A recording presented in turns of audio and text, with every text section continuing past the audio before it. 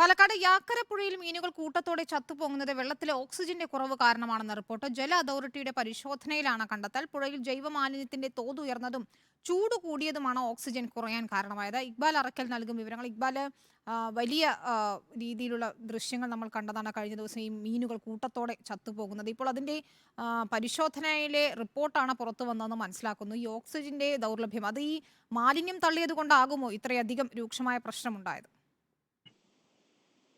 വിനീത, ഇക്കഴിഞ്ഞ വെള്ളിയാഴ്ച ഉച്ച മുതലാണ് ഈ യാക്കര പുഴയിൽ കൂട്ടത്തോടെ ഈ മീനുകൾ ചത്തുപൊങ്ങുന്നത് നാട്ടുകാരുടെ ശ്രദ്ധയിൽപ്പെട്ടത്.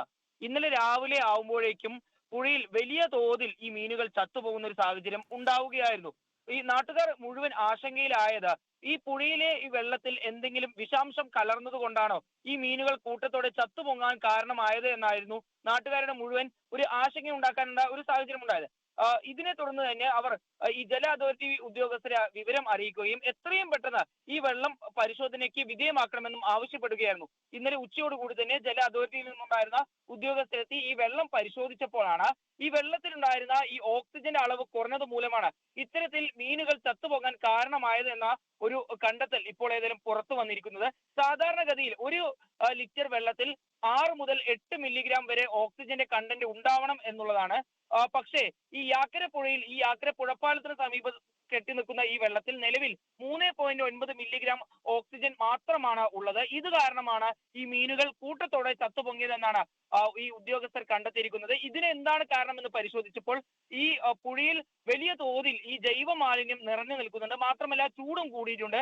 ഇതുകൊണ്ടാണ് ഇത്തരത്തിൽ ഓക്സിജന്റെ കണ്ടന്റ് കുറഞ്ഞത് എന്നാണ് ഇപ്പോൾ ശരി. ഏതായാലും ഉദ്യോഗസ്ഥർ പറയുന്നത്.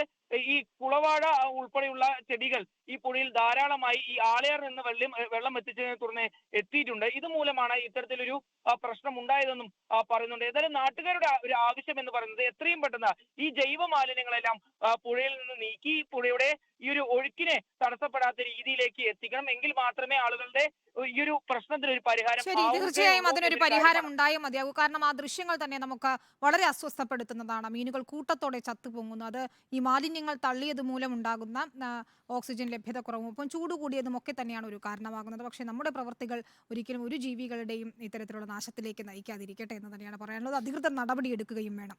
ഇക്ബാൽ അറക്കലാണ് വിവരങ്ങൾ നൽകിയത്.